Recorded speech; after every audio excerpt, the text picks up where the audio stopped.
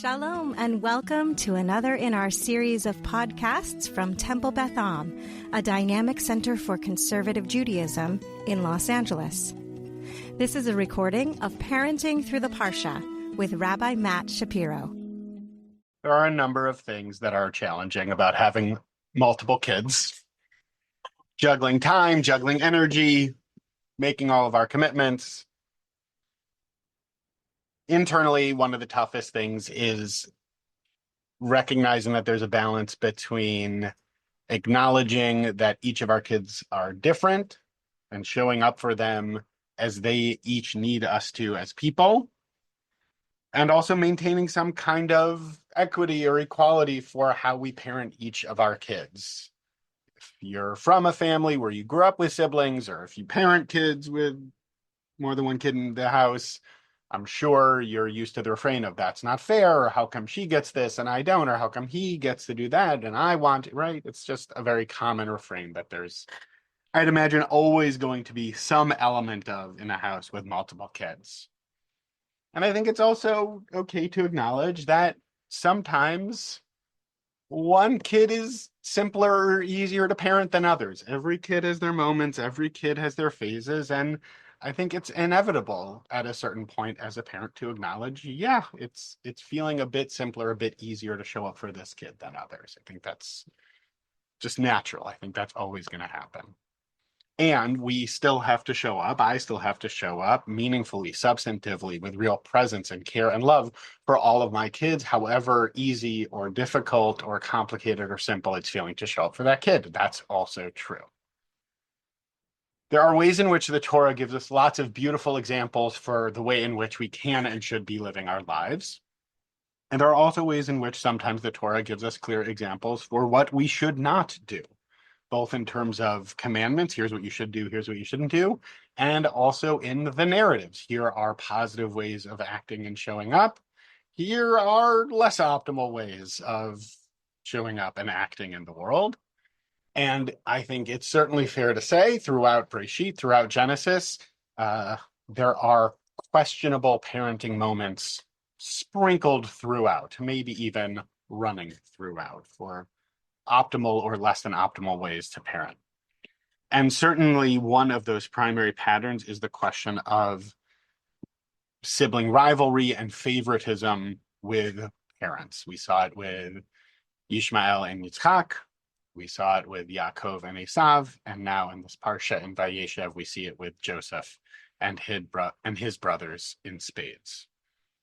We're told at the beginning of the Parsha, just as Jacob is finally settling down, we're told very clearly in verse 3 in chapter 37 that Joseph was loved the most of all of his brothers, that Israel loved Joseph from out of all of his brothers. And that's pretty clear.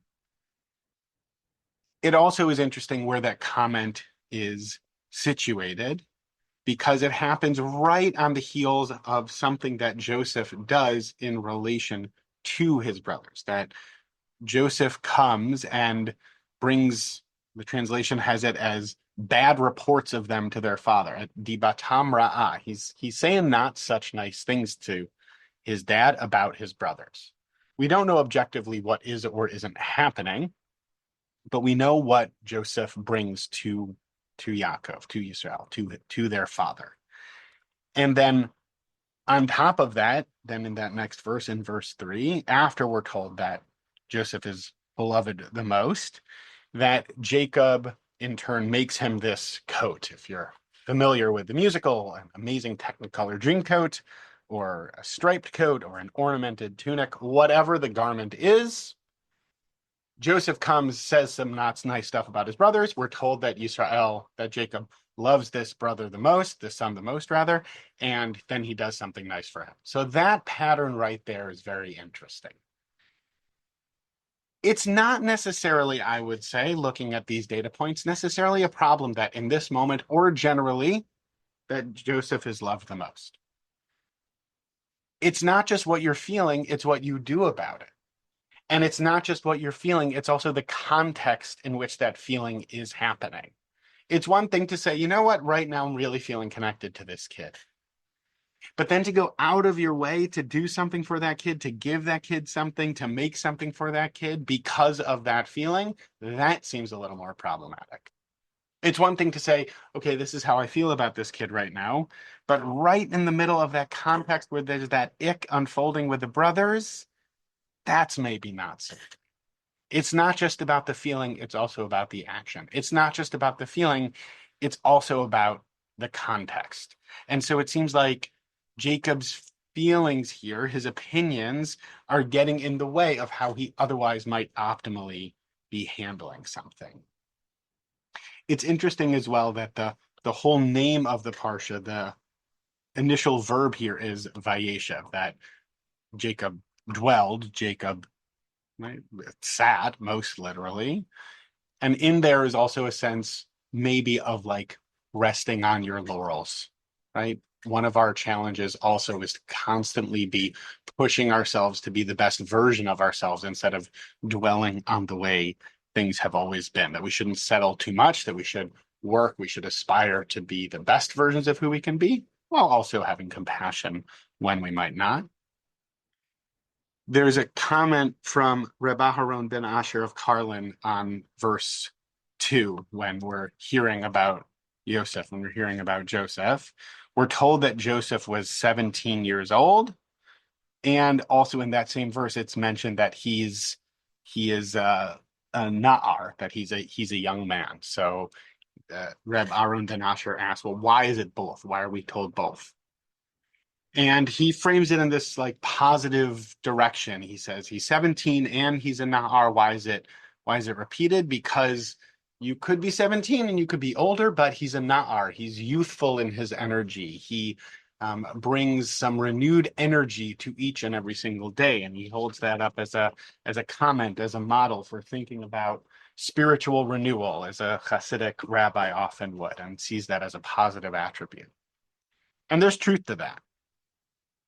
And I think we can also flip that around. That yes, we should bring youthful energy and a sense of what can be new and renewed in each day. That's important. And we should also work to learn our lessons so that we don't make the same mistakes over and over again. We should also work to build in our maturity so that we might slip up in a certain way and not make that same error again. Beginner's mind has its merits, approaching things from that openness that we can try to hold within ourselves. That's important. But also learning from experience has merit as well.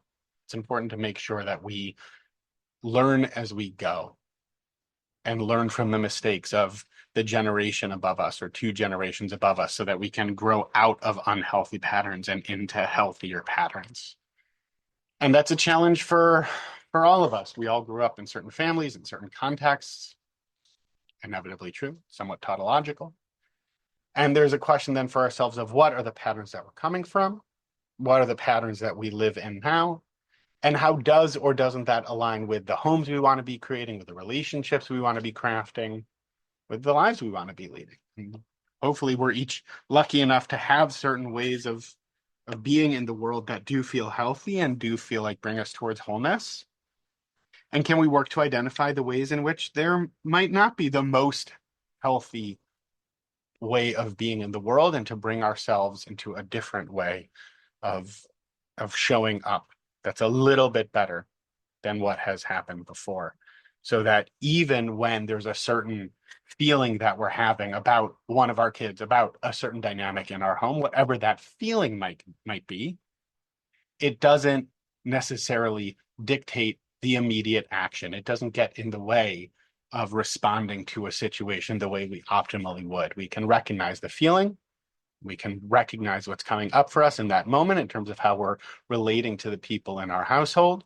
And whatever that longstanding pattern may or may not be, whatever that habitual way of showing up could look like, that we can show up with that fresh energy, with that new way of seeing things, so that we also learn as we go, so that we can grow and build our homes, our families in the way that we hope to, in the way that we aim to, in the best possible way, learning from both our errors and also from the ways in which we can have those real shining moments of exactly how we want to be showing up for our kids and for ourselves.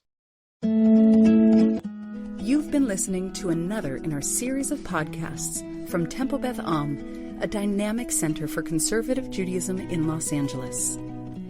If you enjoy these podcasts, we invite you to write a review on the Apple Podcast site or wherever you get your podcasts. For more information about Temple Beth Am, Los Angeles, go to tbala.org.